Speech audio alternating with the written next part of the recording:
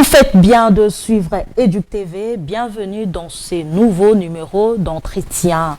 Nous allons parler du défi que présente l'organisation de différentes épreuves certificatives dans l'arrière du pays, dans nos provinces respectives.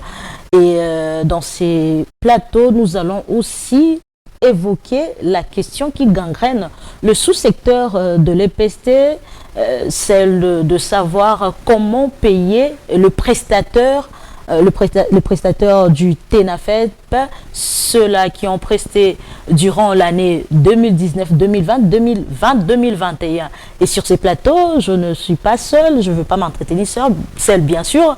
Nous avons le privilège de recevoir pour vous, sur ces plateaux, l'élu de Dungu, dans la province du Haut-Touélé, l'honorable Xavier Bonannée. Bienvenue à Éduc Télévision.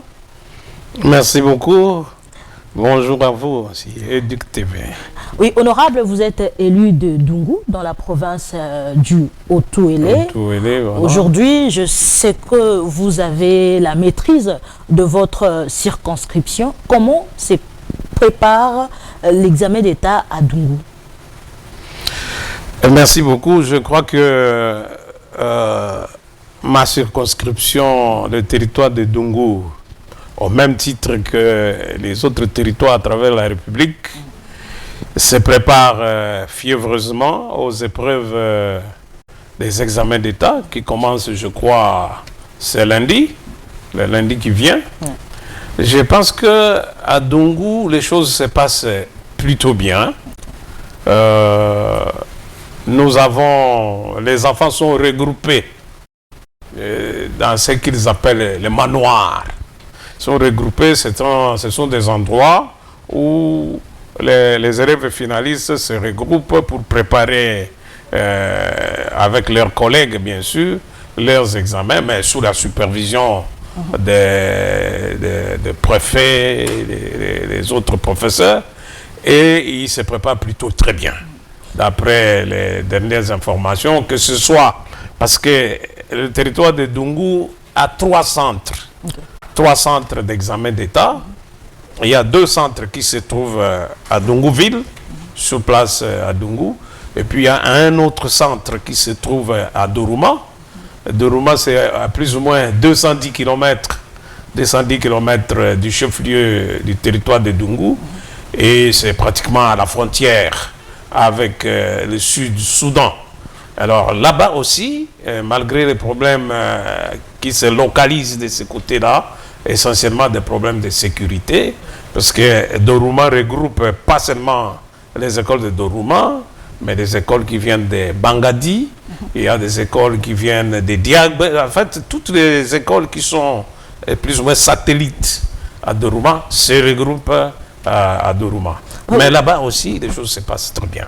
Oui, les choses se passent très bien, l'on s'y pose. Est-ce qu'il y a de dispositions, vous êtes élu national, y a-t-il de dispositions que l'Assemblée nationale a prises quant à la sécurité que vous évoquez ici, surtout pour ces coins-là, qui sont les coins à problème? Est-ce qu'il y a de dispositions de sécurité pour que ces épreuves se passent dans le calme?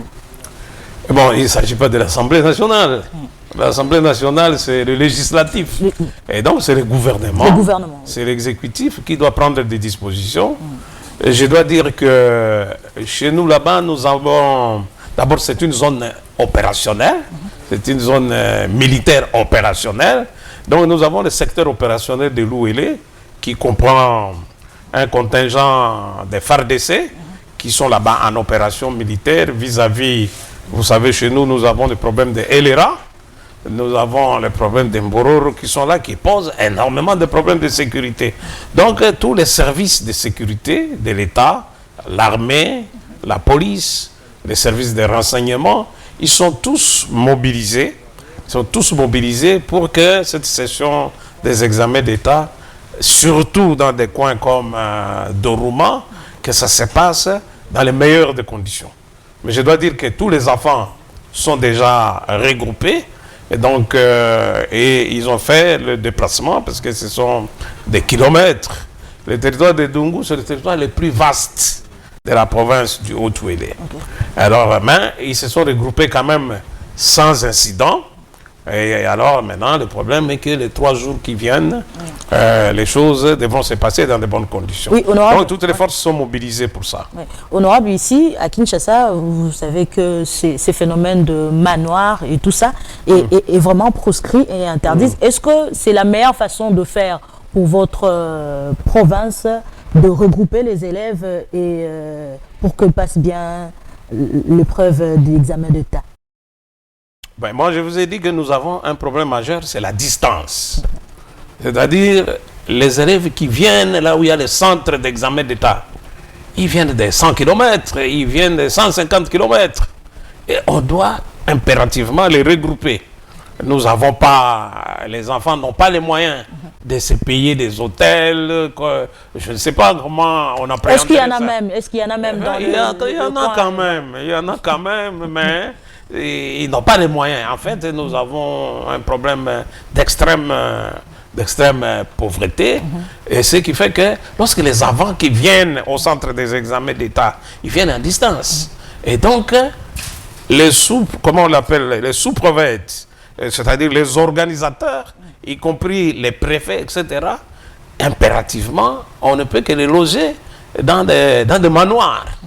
Ils sont logés là-bas, ils ne sont pas regroupés comme à Kinshasa ici, où les gens ils habitent à 0 mètre et puis se regroupent. Non, ce sont des gens, il y a la nécessité donc de faire ce regroupement-là, aussi pour protéger les enfants.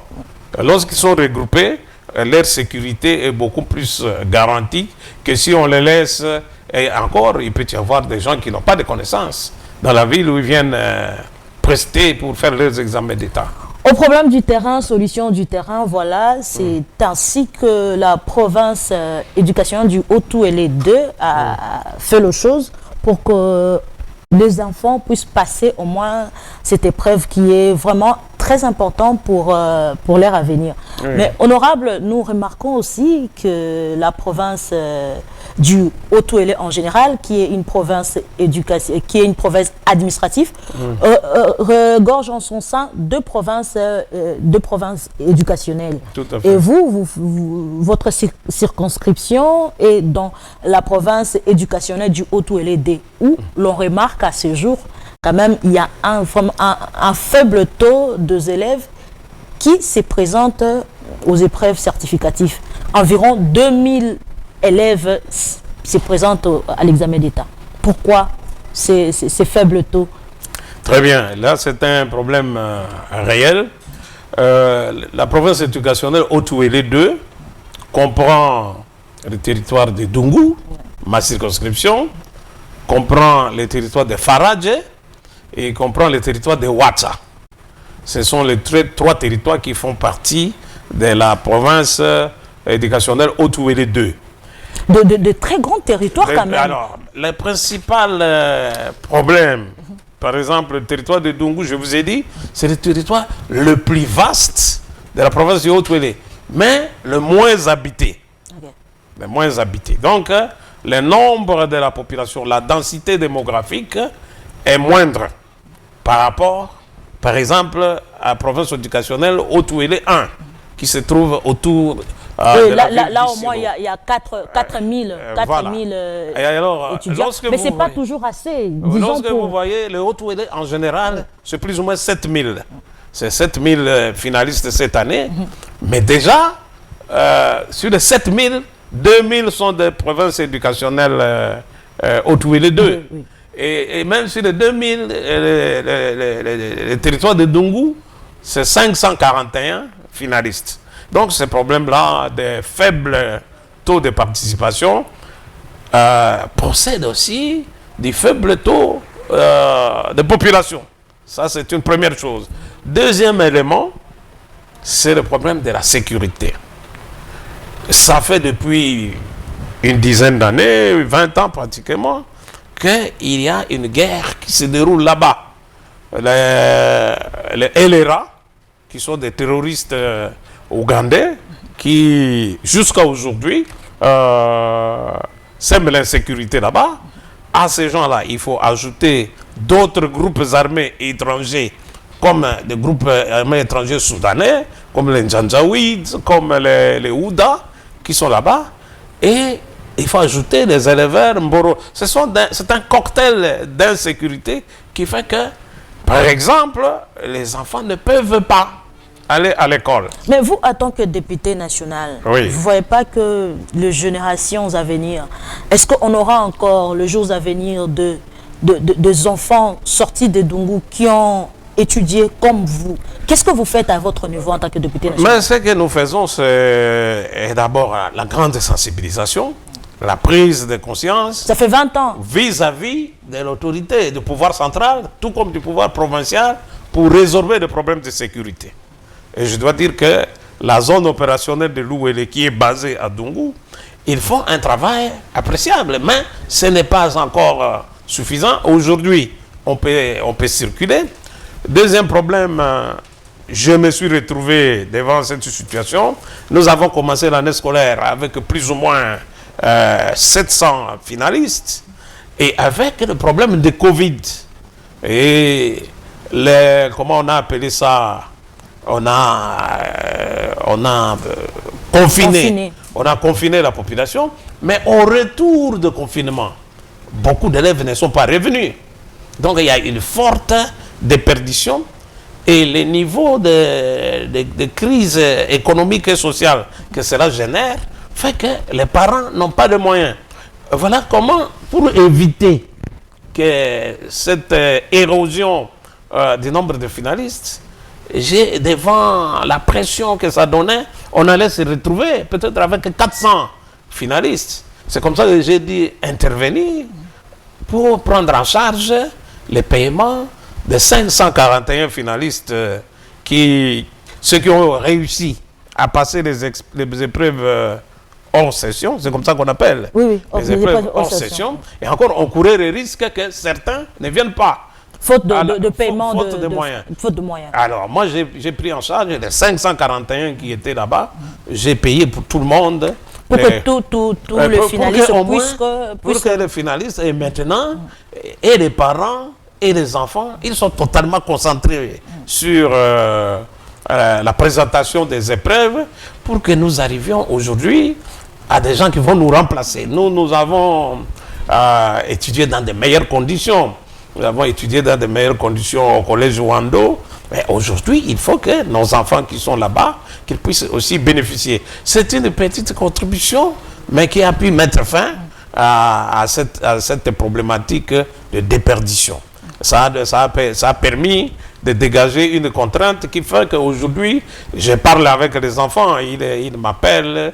Lorsqu'ils sont dans leur manoir, ils sont totalement concentrés. On leur a enlevé ce poids-là. Ce qui fait que nous avons bon espoir que nous aurons, pourquoi pas, 100% dans notre centre, dans nos 3 centres du territoire de Dungu. C'est le souhait, vu que le nombre d'élèves n'est pas très limité. Est très limité et l'encadrement, on suppose que l'encadrement est au rendez-vous. Mais que préconisez-vous pour une solution à long terme? Parce que là, c'est une solution immédiate pour cette année scolaire. Mais que préconisez-vous pour une solution à long terme? Et donc, la solution à long terme, c'est une solution globale de la société, de la prise en charge, du développement des territoires de Dungu. Que proposez-vous, honorable? Et notre premier problème, c'est la sécurité. Nous sommes, nous-mêmes, moi-même en tant que député du territoire de Dungu, avec mes collègues de la province et tous les autres, nous sommes en permanence à sensibiliser le gouvernement central, y compris le gouvernement provincial, pour une prise en charge efficace et efficiente de cette problématique de sécurité. Deuxième problème, c'est le problème des transports. Si au Touélé 1, les problèmes de transport, des routes sont pratiquement résolus, au Touélé 1, c'est Wamba, Rungu, et Isiro, voilà.